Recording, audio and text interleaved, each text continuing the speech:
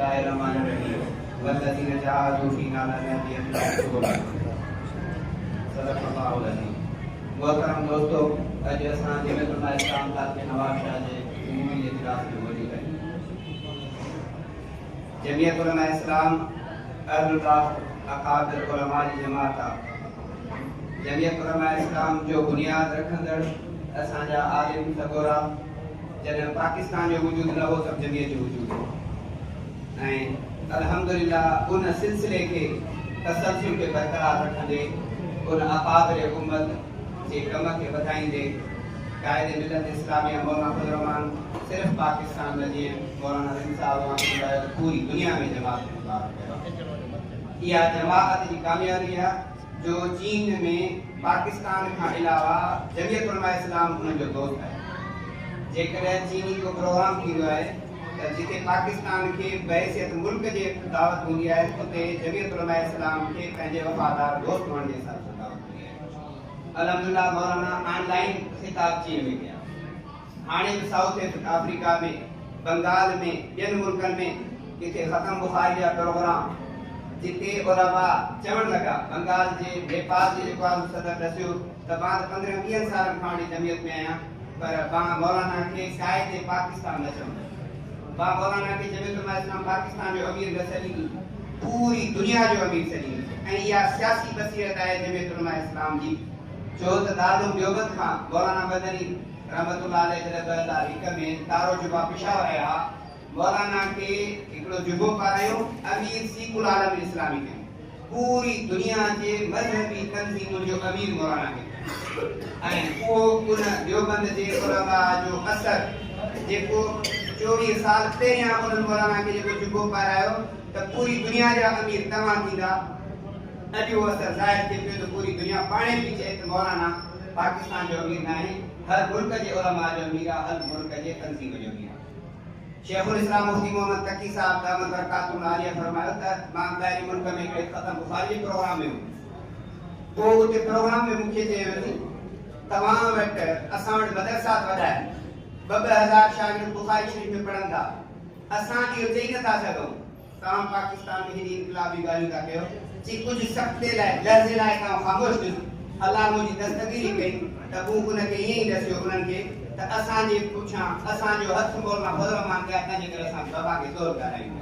अॼु जेकॾहिं मदारिस जी हिफ़ाज़त आहे त जमीयत जे करे, मसाजिद जी हिफ़ाज़त आहे जमीयत जे करे ऐं का बि तंज़ीम ऐं जमीयतुल इस्लाम के हिकिड़े मसलक की न आहे कायदे मिलत इस्लामिया जी वज़ाहत कई आहे त आउं रुगो फ़िक्र देवबंदी जो तर्जुमान आहियां। उम्मत मुस्लिम हर मज़लूम जी बिना फ़र्क़ जे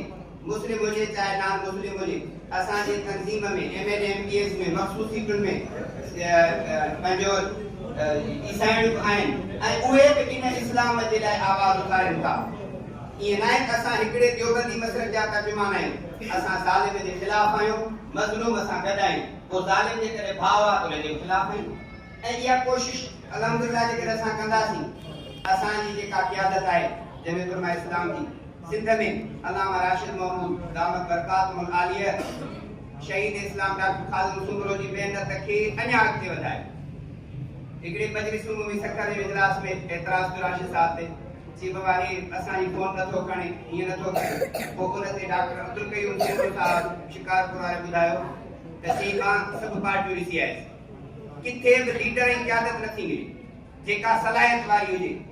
इहो एहसान आहे तव्हां ते जो मौलाना फज़ल रहमान राशिद महमूद जलाली न मिलिया ऐं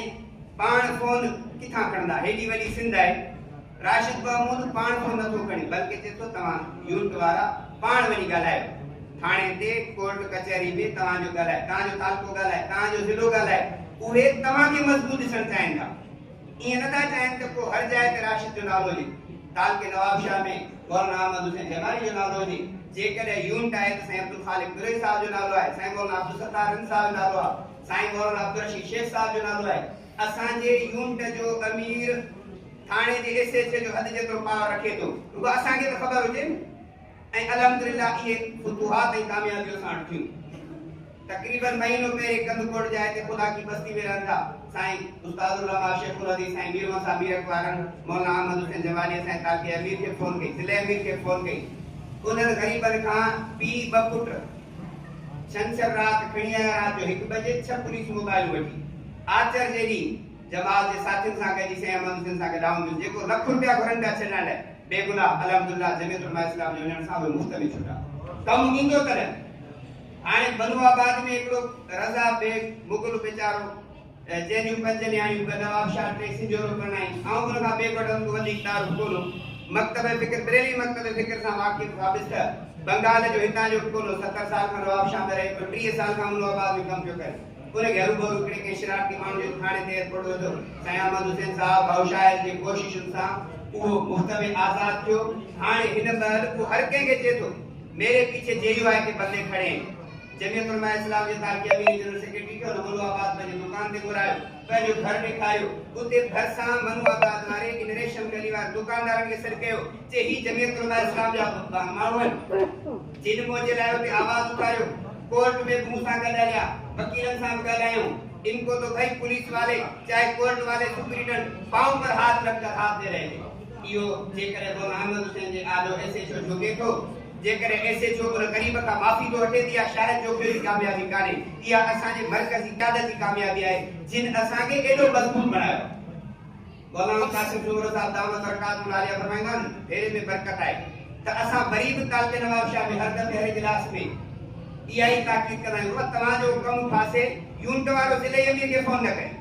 न को सूबे तई पहुंचे यूनिट जो कमाए पे ताल के जो अमीर उन हद जैसे छोड़ वनी जेकरे यूनिट जो अमीर हद जैसे छोड़ वनी ऐसे जो तवानी न थो दे त अल्हम्दुलिल्लाह ताल के जी क़यादत खुसूसन चैनी तालकन में आउ तहदीस बिन नेमत और चाहूं छो त या फखर करण सही गाल कोने बड़ाई बयान करण सही कोने पर रब जो शुक्र करने जरूर चाहूं त चैनी तालकन मा ताल को नवाब शाह असा जे यूनिट में जे साथी के एडी ताकत है जो पाण में बसल हाल कराया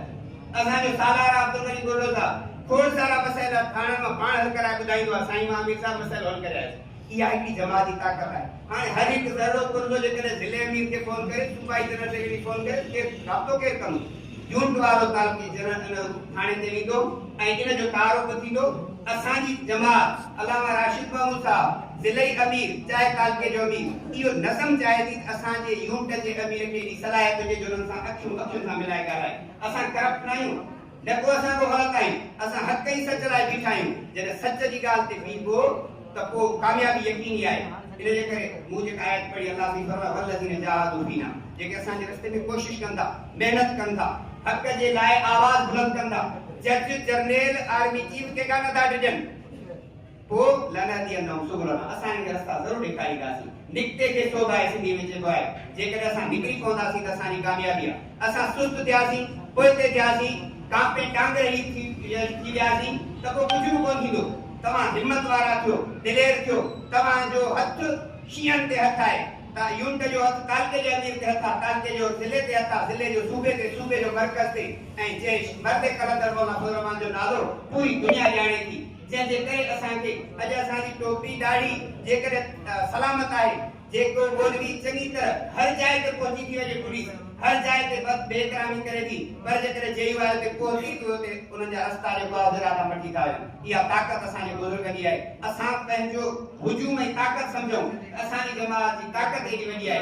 हां वधी वक्त रोटन उस्ताद ले अमीर पहुंची चुका है दुआ अल्लाह ताला मुझे के लफ्ज या पूरे जे को कबूल मंजूर फरमाए जमात लाए असा सभी के कबूल फरमाए जमात सिजा रोशना असा जा लीडर अकाबिर सिजवा को रोशन असा चिमड़ी कोना सी असा चमकी कोना